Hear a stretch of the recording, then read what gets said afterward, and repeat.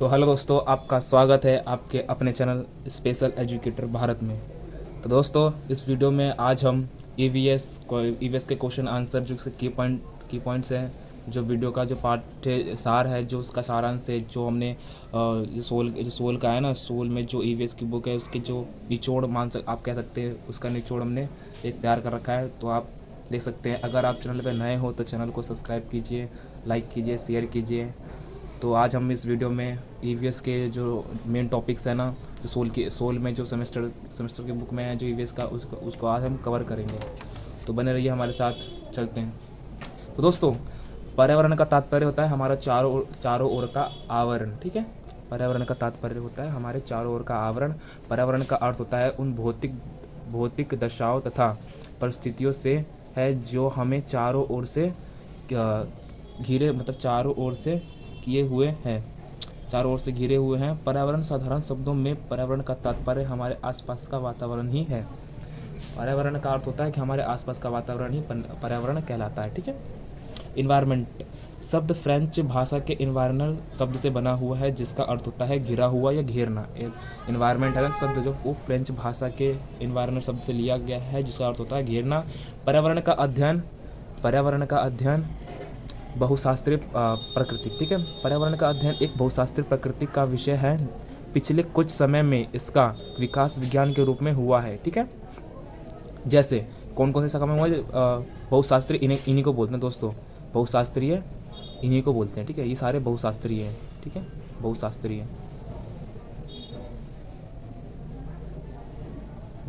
ठीक है। जीव विज्ञान, भूगर्भ विज्ञान, रसायन विज्ञान, भौतिक विज्ञान, अभियांत्रिक विज्ञान, समाजशास्त्र विज्ञान, स्वास्थ्य, मानव शास्त्र इत्यादि। ठीक है, तो आगे देखते हैं। वास्तव में हमारा पर्यावरण कई अलग अलग वातावरणों से बना है, जिसमें प्राकृतिक, मानव निर्मित और सांस्कृतिक वातावरण शामिल है। ठीक है। अर्थशास्त्र एवं पर्यावरण, अर्थशास्त्र और पर्यावरण के बारे में हम पढ़ेंगे। ठीक है, उसके बाद अर्थशास्त्र में आर्थिक विकास आता है और पर्यावरण में पर्यावरण संतुलन, इन दोनों के बारे में हम पढ़ेंगे। ठीक है। एक रिपोर्ट के अनुसार, WHO के रिपोर्ट के अनुसार, एक वो है WHO विश्व स्वास्थ्य संगठन है, उनके अनुसार कहा गया है कि वायु प्रदूषण के कारण पूरी दुनिया में 7 मिलियन लोग प्रतिवर्ष मृत्यु हो जाती है, जिसमें 1.2 मिलियन, मतलब 12 लाख लोग की मौत केवल भारत में ही होती है। कहने का अर्थ क्या है कि 1.2 मिलियन केवल भारत में ही मौत होती है। कहने का मतलब WHO की रिपोर्ट के अनुसार बताया गया है कि प्रतिवर्ष प्रदूषण के कारण पूरी दुनिया में 70 लाख लोग प्रतिवर्ष मारे जाते हैं, मृत्यु हो जाती है, जिसमें 1.2 मिलियन मतलब 12 लाख लोग केवल भारत में ही मौत हो जाती है। आगे देखते हैं। संसाधनों का संरक्षण में क्या कहा गया दोस्तों? प्राकृतिक संसाधन को 2 वर्गों में बांटा गया है। पहला नवीनीकरणीय और दूसरा अनवीनीकरणीय। ठीक है, पहला नवीनीकरणीय और दूसरा अनवीनीकरणीय। नवीनीकरणीय में क्या होता है? इसकी भरपाई की जा सकती है, अनवीनीकरणीय में इसकी भरपाई नहीं की जा सकती। ठीक है, जैसे कि नवीनीकरणीय में हो गया भूमि, जल, वनस्पति, कृषि, मछली, जिसे हम पुनः प्राप्त कर सकते हैं खनन करने के बाद भी। ठीक है, इसे पुनः प्राप्त कर सकते हैं खनन करने के बाद भी, उसे बोलते हैं नवीनीकरणीय संसाधन। ठीक है, अनवीनीकरणीय उसे बोलते हैं जिससे इसकी भरपाई हम नहीं कर सकते, जैसे कि कोयला हो गया, जीवाश्म ईंधन हो गया, इसको खनन के बाद ही हम प्राप्त नहीं किया जा सकता, उसके बोलते हैं अनवीनीकरणीय। ठीक है, अब आगे देखते हैं दोस्तों। अब आगे आता है दोस्तों, अगर दोस्तों आप इसके सारे की एक पॉइंट जो है, जो मैं बता रखा हूँ दोस्तों, ईवीएस के 16 के हैं, जो पेपर में मोस्ट इंपॉर्टेंट होते हैं, जो क्वेश्चन इसके आने की संभावना होती है, इसका सार है ये पार्ट का, इसके बारे में बताया गया है। ठीक है, आप इसे इम्पोर्टेंट मान सकते हैं। ठीक है, ये इम्पोर्टेंट है। ठीक है, हमारे पर्यावरण के घटक में पर्यावरण की मूलतः संरचना के आधार पर ही पर्यावरण को विभाजित किया जाता है। कहने करते हैं पर्यावरण के घटक कंपोनेंट्स ऑफ इन्वायरमेंट में पर्यावरण के मूलतः संरचना के आधार पर ही पर्यावरण को विभाजित किया जाता है। सामान्यतः पर्यावरण को हम 4 घटक माने जाते हैं। 4 घटक कौन कौन से हैं? इसके 4 घटक ही होते हैं। 4 घटक कौन कौन से होते हैं?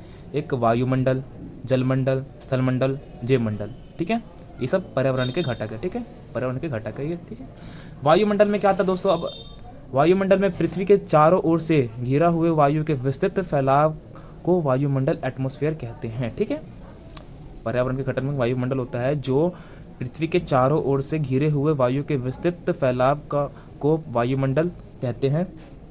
वायुमंडल की संरचना कुछ इस प्रकार आप लोग देख सकते हैं। वायुमंडल की संरचना कुछ इस प्रकार है। वायुमंडल की संरचना जिसमें वायु जितने भी हमारे पृथ्वी है ना, पृथ्वी ये सब ये वायुमंडल ये जो इसके है वायुमंडल के परतें दिखाया गया है। बहिर्मंडल जो 4 किलोमीटर से ऊपर होती है, आयनमंडल जो 8 से 40 किलोमीटर के बीच होती है, मध्यमंडल 5 से 80 किलोमीटर होती है, समताप मंडल 50 किलोमीटर, शोभमंडल जो 18 किलोमीटर होती है। ठीक है, इसका औसत होती है ना शोभमंडल की औसत होती है 13 किलोमीटर, लेकिन इसे 18 किलो मानते हैं। ठीक है, शोभमंडल में हम लोग रहते हैं। संताप मंडल इससे 18 से 50 से ऊपर हो गया, 50 से 80 मध्यमंडल हो गया। आयन मंडल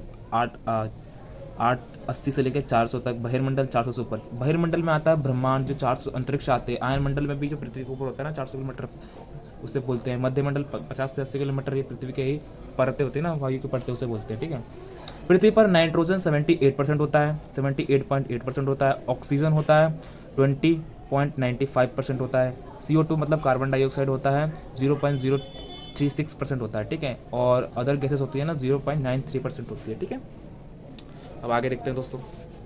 अब शोभमंडल आता है। शोभमंडल को बोलते हैं ट्रोपोस्फेयर। ठीक है, ट्रोपोस्फेयर बोलते हैं। ठीक है, शोभमंडल ये ध्रुवों पर 8 किलोमीटर तक, विषुवत रेखा पर 18 किलोमीटर होती है। ठीक है, ये ध्रुवों पर 8 किलोमीटर तथा विषुवत रेखा पर 18 किलोमीटर होती है।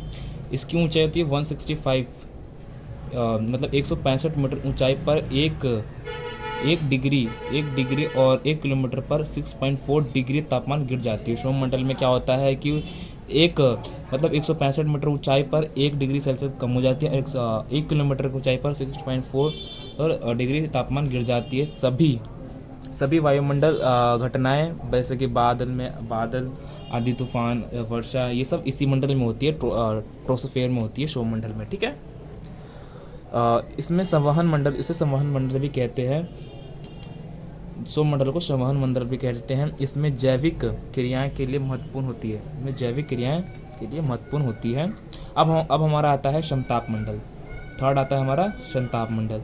ठीक है, सेकेंड था, अब ये थर्ड है। ठीक है, समताप मंडल में क्या आता है, स्ट्रेटोस्फेयर में क्या आता है, इसकी ऊंचाई होती है 50 किलोमीटर तक होती है। इसकी ऊंचाई 50 किलोमीटर तक होती है। इसमें मौसम घटनाएं नहीं होती। वायुयान उड़ाने के लिए आदर्श होती है। ये समताप मंडल में, स्ट्रेटोस्फेयर में ही वायुमंडल की उड़ान होती है। जितनी एरोप्लेन फ्लाइट वगैरह होती है ना, इसमें उड़ती है। ओजोन गैस की परत O3 CFC क्लोरोफ्लोरोकार्बन इसी छत्ती की ऊंचाई पर होती है। ओजोन गैस होती है ना O3, वो 10 किलोमीटर तक होती है। इन्हीं क्लोरोफ्लोरोकार्बन जिसे बोलते हैं, इसकी वो यहीं पे होती है और उसकी छत्ती यहीं तक पहुंचाई जाती है। ठीक है, छत्ती यहीं से होती है 50 किलोमीटर की ऊंचाई से। अब आता है हमारा मध्यमंडल। मध्यमंडल में क्या आता है, इसकी ऊंचाई 80 किलोमीटर तक होती है। ऊंचाई के समय तक तापमान की कमी आती है मध्यमंडल में। ठीक है, अब आगे देखते हैं। मध्यमंडल में क्या आता है, 80 किलोमीटर तक पहुंचकर तापमान -1000 डिग्री सेल्सियस तक कम हो जाती है। ठीक है, इसमें 80 किलोमीटर ऊंचाई तक 1000 डिग्री कम हो जाती है। इसमें उल्कापिंड एस्ट्रोनॉइड्स घर्षण के कारण जलकर खत्म हो जाते हैं इसी के अंदर, 80 किलोमीटर आयनमंडल के शोभमंडल के अंदर, मध्यमंडल के अंदर। ठीक है, मध्यमंडल के अंदर ही जो एस्ट्रोनॉइड, जो उल्कापिंड जो गिरते हैं पृथ्वी पर, उसके घर्षण के कारण जलकर राख हो जाते हैं इसी में ही। अब आता है हमारा आयनमंडल। आयनमंडल में क्या आता है, आयनमंडल को बोलते हैं इनोस्फेयर बोलते हैं। इसकी ऊंचाई होती है 80 से लेकर 40 किलोमीटर की जो दायरे होती है ना ऊंचाई की, उसे बोलते हैं आयनमंडल। ये विद्युत आवेशित कण आयन में होते हैं। ऊंचाई के बढ़ने के साथ साथ तापमान में वृद्धि होती है इसमें। ठीक है, इसमें रेडियो वेव परिवर्तित होती है। अब हमारा लास्ट आता है बहिर्मंडल। चौथा आता है हमारा बहिर्मंडल। बहिर्मंडल में क्या आता है दोस्तों, बहिर्मंडल एक से बोलते हैं एक्सोस्फीयर। सीमा निर्धारित नहीं होती। इसमें हाइड्रोजन गैस, हीलियम गैस पाई जाती है। ठीक है, इस सैटेलाइट संचार उपग्रह जो भी गतिविधि होती है इसमें छोड़ी जाती है। ठीक, अब आता है हमारा जलमंडल। जलमंडल में क्या आता है, ये जितने भी थे ना, आयनमंडल, मध्यमंडल, बहिर्मंडल और मध्यमंडल और समताप मंडल, ये सब वायुमंडल के पार्ट है। ठीक है, वायुमंडल। अब हमारा आता है जलमंडल। जलमंडल से बोलते हैं हाइड्रोस्फीयर। पृथ्वी पर 71% जल है और 29% भूमि है। ठीक है, जो धरती है। और 2/3 मतलब दो तिहाई भाग जल से घिरा हुआ है और 1/3 मतलब 1/3 भूमि से घिरा हुआ है। ठीक है। 97.5 जल महासागरों से खरा जल होता है और 2.5 जल स्वच्छ या मीठा जल बर्फ या भूमिगत नदियों में होता है। 1.5% ही जल ना बर्फ में होता है। ठीक है। अब हमारा आता है थर्ड स्थलमंडल। स्थलमंडल में क्या होता है, इसे होता है लिथोस्फीयर बोलते हैं, लिथोस्फीयर। पृथ्वी पर सबसे, ये सब आप जो देखो जलमंडल, स्थलमंडल और ये वायुमंडल, ये सब पर्यावरण के घटक है। ठीक है। ये पर्यावरण के घटक है सारे। थर्ड आता है हमारा स्थलमंडल, इसे होता है लिथोस्फीयर बोलते हैं। पृथ्वी की सबसे ऊपर परत को स्थलमंडल कहते हैं। ठीक है। इसी परत पर महासागर व महाद्वीप स्थित होते हैं। स्थल के नीचे जब जाते समय तापमान बढ़ता रहता है। ठीक है। महासागरों के नीचे भूमिगत की औसत ऊंचाई 5 किलोमीटर होती है और महाद्वीपों में स्थल पर 30 किलोमीटर की मोटाई होती है। ठीक है। कहने का मतलब ये है कि महासागरों में 5 किलोमीटर तक ऊंचाई होती है और स्थल पर 30 किलोमीटर तक मोटाई होती है। ठीक है। चट्टानें भूमि पर निम्न प्रकार के होते हैं। एक अग्नि चट्टाने से बोलते हैं, मैग्मा लावा से बनता है। अब सादी चट्टानें जो परतदार होती है, कायांतरिक चट्टानें होती है जिससे ताप पे दाब होता है इसमें। ठीक है। ये सब हमारा आता है स्थलमंडल में। अब हमारा आता है एक चूना पत्थर भी संगमरमर का होता है, बलुआ पत्थर भी होता है। ठीक है। चट्टानें बलुआ पत्थर की चट्टानें होती है, चूना पत्थर की होती है, संगमरमर चूना पत्थर होता है ना, वो संगमरमर का होता है। अब हमारा लास्ट आता है जैवमंडल। जैवमंडल में क्या होता है दोस्तों, जैवमंडल इसे बोलते हैं बायोस्फीयर। जैवमंडल स्थलमंडल, जलमंडल तथा वायुमंडल का वह क्षेत्र जहाँ जीवन पाया जाता है उसे बोलते हैं जैवमंडल। जहाँ पे सजीव चीज़ें जो संवहन करते हैं, जहाँ पे रहते हैं, लिविंग एरिया होती है हमारे, जो सांस लेने की जो भी गतिविधि है पेड़ पौधे की, ये सब जैवमंडल में ही होती है, जहाँ पे स्थलमंडल, जलमंडल और वायुमंडल के मिलाप से बनता है। ठीक है। इन तीनों मंडलों के कारण ही पृथ्वी पर जीवन पाया जाता है। ठीक है। ये बात सत्य है कि हम इन तीनों के कारण ही हमारी ज़रूरत के हिसाब से हमें ये चीज़ मिलती है। इन्हीं के कारण ही पृथ्वी पर जीवन का आरंभ हुआ है। ठीक है। ठीक है दोस्तों। तो दोस्तों अब हम पारितंत्र के बारे में बोलते हैं। इसको बोलते हैं इकोसिस्टम। पारितंत्र क्या होता है इसके बारे में हम पूरा डिफाइन के हिसाब से पढ़ेंगे। ठीक है। पारितंत्र ये सोल पेपर में बहुत बार आया गया है और ये बहुत ही अच्छे मार्क्स, बहुत ही लंबे मतलब अच्छे मार्क्स उसमें अचीव करने पड़ते हैं। बड़े बड़े क्वेश्चन आते हैं जिसे हम लिख दें। ठीक है। जितना हो सके उतना हम इस वीडियो में कवर करेंगे। ठीक है। पारितंत्र क्या होता है, इसकी परिभाषा क्या होती है, वह तंत्र जिसमें पर्यावरण के जैविक व अजैविक तत्व अंतर संबंधित होते हैं। कहने का मतलब ये है, पारितंत्र से बोलते हैं जिसमें जैविक और जैविक तत्व इसमें संबंधित होते हैं, जुड़े होते हैं, कंबाइंड होते हैं। ठीक है। पारितंत्र कहलाती है। ठीक है। पारितंत्र से कहते हैं। पारितंत्र की संरचना जैविक होती है और एक अजैविक होती है। पारितंत्र की संरचना जैविक घटक में होती है और अजैविक घटक होती है। जैविक घटक की बात करें तो जैविक में उत्पादक, जैविक के भी 3 होते हैं। एक उत्पादक होते हैं, उपभोक्ता होता है, एक अपघटक होता है। ठीक है। उत्पादक होता है, जैविक घटक में 3 घटक होते हैं इसके भी, उत्पादक, उपभोक्ता और अपघटक। इसे अपघटक बोलते हैं मृत। ठीक है। उत्पादक में क्या आता है, पौधे आता है, शैवाल आता है। ठीक है। उपभोक्ता में जैसे कि प्राथमिक बकरी होती है, द्वितीयक भेड़िया होता है, तृतीयक शेर होता है। कहने का मतलब उपभोक्ता में जैसे कि प्राथमिक बकरी को भेड़िया ने खाया और भेड़िया को शेर ने खाया, ये तृतीयक हो गया, पहला दूसरा तीसरा। ठीक है। अपघटक में क्या होता है, कवक, जीवाणु, जो छोटे मोटे कीड़े होते हैं, जो जीवाणु होते हैं, वायरस होते हैं, वो खा जाते हैं, मतलब गला देते हैं। ठीक है। अब आता है हमारा अजैविक घटक। अजैविक घटक में क्या होता है, अजैविक घटक तापमान, प्रकाश, ऊर्जा, ऑक्सीजन, नाइट्रोजन, रासायनिक व भौतिक क्रियाएं अजैविक घटक में होती है। ठीक है। तब जैसे अजैविक घटक में क्या होता है, जैसे कि तापमान, प्रकाश, ऊर्जा, ऑक्सीजन, नाइट्रोजन और रासायनिक भौतिक क्रियाएं अजैविक घटक में होती है। ठीक है। अब आगे देखते हैं दोस्तों, पारितंत्र के प्रकार की बात करेंगे। ठीक है। पारितंत्र के प्रकार, ऊर्जा प्रवाह, प्रकार की बात कर रहे हैं हम। ऊर्जा प्रवाह, एनर्जी फ्लो बोलते हैं। ठीक है। ऊर्जा प्रवाह, पारितंत्र के प्रकार में ऊर्जा प्रवाह 10% होता है, एनर्जी फ्लो उत्पादक, प्राथमिक, उपभोक्ता और द्वितीयक उपभोक्ता। कहने का मतलब ये है कि पौधे से 100,000 कैलोरी बनी, बकरी ने पौधे को खाया तो 100 कैलोरी बनी। भेड़िए ने बकरी को खाया तो 10 कैलोरी प्राप्त हुई, और शेर ने भेड़ियों को खाया तो शेर को 1 कैलोरी प्राप्त हुआ। ठीक है, जो कैलोरी होता है ना, कैलोरी। ठीक है, कहने का मतलब ये है कि प्राथमिक तृतीयक होता है ना, उसी का हिसाब इसमें दिया गया है कि पौधे से बकरी को मिला 1000, पौधे में होती है 1000 कैलोरी। अब बकरी ने पौधे को खाया तो उसे 100 कैलोरी मिली, और भेड़िए ने बकरी को खाया तो 10 कैलोरी मिली, और शेर ने भेड़ियों को खाया तो शेर को मिला 1 कैलोरी। ठीक है, अब हमारा आगे आता है दूसरा, खाद्य श्रृंखला। इसे बोलते हैं फूड चेन बोलते हैं। खाद्य श्रृंखला में क्या आता है, एग्जाम्पल के लिए पौधे, हिरण, शेर।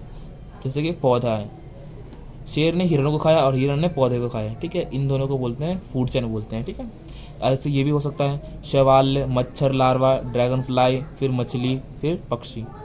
शैवाल होता है शैवाल को खाया मच्छर ने, मच्छर को खाया ड्रैगन फ्लाई, लार्वा ने खाया, फिर मछली को पक्षी ने खाया। इसे बोलते हैं फूड चेन। जैसे कि किस किस को भोजन पर निर्भर होता है, दूसरे जानवरों पर निर्भर होना, उसे बोलते हैं खाद्य श्रृंखला, फूड चेन बोलते हैं। खाद्य जाल, इसे बोलते हैं फूड वेब बोलते हैं। ठीक है, खाद्य जाल क्या होता है दोस्तों, खाद्य जाल, फूड वेब बोलते हैं इसको। विभिन्न खाद्य श्रृंखलाओं के परस्पर संबंध द्वारा खाद्य जाल निर्मित होता है। कहने का अर्थ क्या है, विभिन्न खाद्य श्रृंखलाओं के अंतर संबंध द्वारा एक खाद्य जाल की निर्मित होता है। जैसे कि पौधा है ना, बकरी पौधे को बकरी भी खाती है। कहने का मतलब यह है, पौधे को बकरी भी खाती है और खरगोश को भी पौधा खाता है। नहीं, कहने का मतलब ये है कि बकरी ने पौधे को खाया, खरगोश ने पौधे को खाया, और बिल्ली ने खरगोश को खा लिया, और सियार या शेर ने बकरी को खा लिया। कहने का मतलब ये है कि एक चीज़ पे भी इंसान कई प्रकार के निर्भर रह सकता है। ठीक है, अब आगे देखते हैं पारिस्थितिकीय। अब आता है हमारा नेक्स्ट पारिस्थितिकीय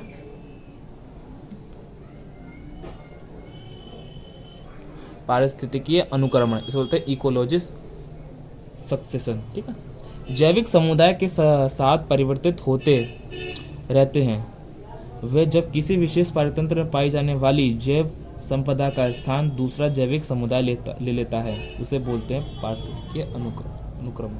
ठीक है, कहने का मतलब ये है कि जैविक समुदाय के साथ परिवर्तित होते रहते हैं वे जब किसी विशेष पारितंत्र में पाई जाने वाली जैव संपदा का स्थान दूसरा जैविक समुदाय ले लेता है। ये 2 प्रकार की होती है, प्रारंभिक अनुक्रमण और द्वितीयक अनुक्रमण। ठीक है, प्रारंभिक अनुक्रमण और द्वितीयक अनुक्रमण। प्रारंभिक अनुक्रमण में क्या आता है, ये अनुक्रमण ऐसे खाली क्षेत्रों में होता है जहां पहले से ही किसी समुदाय का अस्तित्व नहीं होता।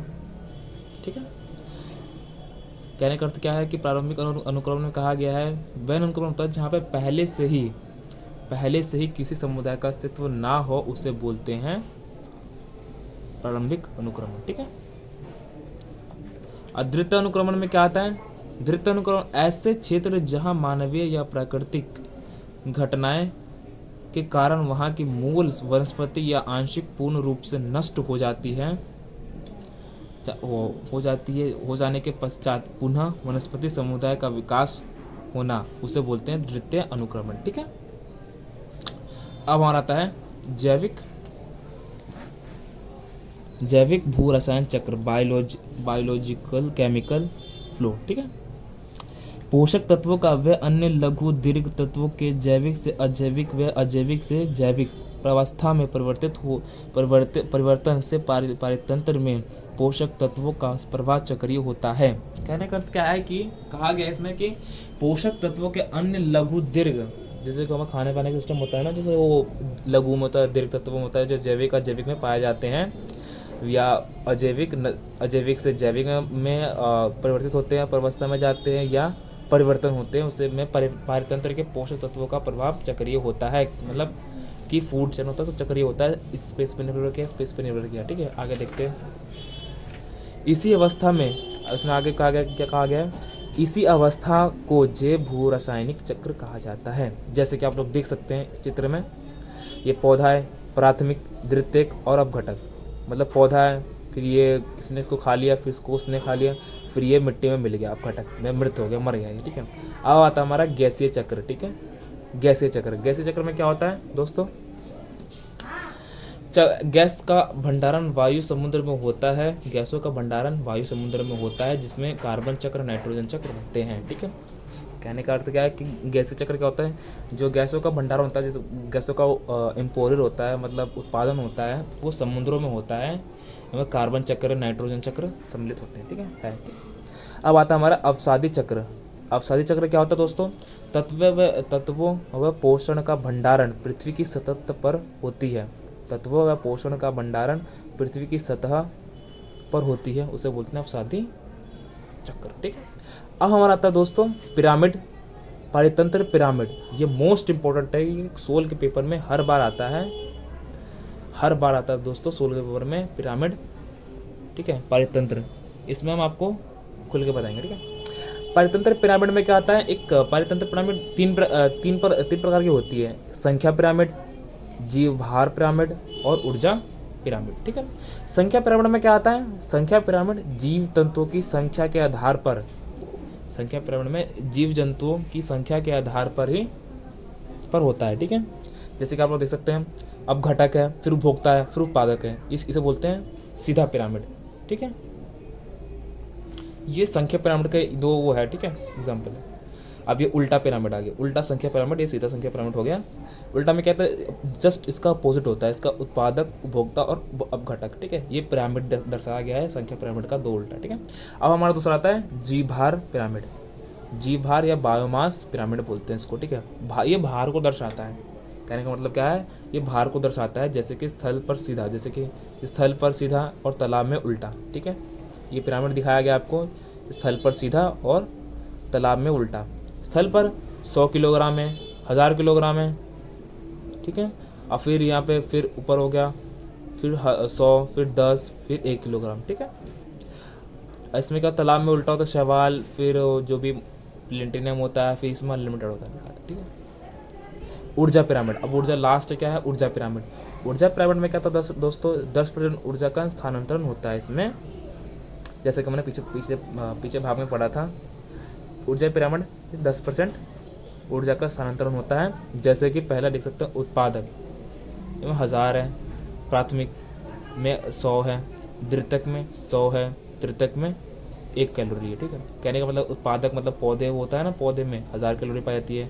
फिर जैसे कि उत्पादक 1000, प्राथमिक 100, द्वितीयक 10 और तृतीयक भुगता 1 कैलोरी मिलता है। जैसे कि आप इसमें देख सकते हैं, जैसे कि एग्जाम्पल दे रखा है, पौधे में 1000 कैलोरीज होती है, बकरी ने पौधे को खाया तो 100 मिली उसको, फिर भेड़े ने बकरी को खाया तो भेड़े को 10 कैलोरी मिली, और शेर ने भेड़े को खा लिया तो उसको 1 कैलोरी मिली। ठीक है, ये समझ में आ गया आपको। अब हमारा आता है पारितंत्र के प्रकार। पारितंत्र के प्रकार में क्या आता है, जैसे कि टुंड्रा परितंत्र से बजर बोलते हैं, ठंडी हवाएं व ठंडी जलवायु होती है, वर्षा ना के बराबर होती है परितंत्र के प्रकार में, और विपरीत दशाएं जैसे पेड़ पौधों के लिए होती है। घास परितंत्र में 20% भाग होता है, यहाँ वृक्ष नहीं होते, यहाँ विशिष्ट घास प्रजाति पाई जाती है पारितंत्र के प्रकार में। ठीक है, तो ये हमारा यहीं पे ख़त्म हो गया। तो यहाँ तक बने रहने के लिए आपका धन्यवाद, तो थैंक यू। मिलते हैं नेक्स्ट वीडियो में, तब तक के लिए जय हिंद, जय भारत, और लाइक कीजिए, सब्सक्राइब कीजिए और स्पेशल एजुकेटर भारत को सपोर्ट कीजिए। ठीक है,